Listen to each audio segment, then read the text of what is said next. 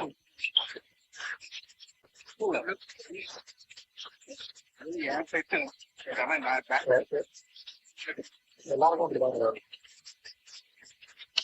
சரி, ஓகே, நான் வந்து ஸ்லோவா சொல்றேன்.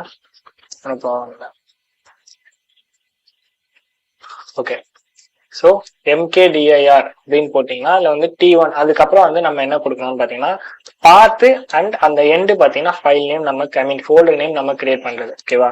இப்போ எம்கேடிஆர் கொடுத்து ஸ்பேஸ் விட்டு அந்த T1 நான் தரேன்னா எனக்கு T1ன்ற ஒரு ஃபோல்டர் வந்து எனக்கு அங்கே கிரியேட் ஆகும். ஓகேவா? நான் அதே கமாண்ட் நான் அகைன் ரீயூஸ் பண்ணேன்னா எனக்கு இப்போ அந்த கமாண்ட் வந்து எரர் காட்டும்.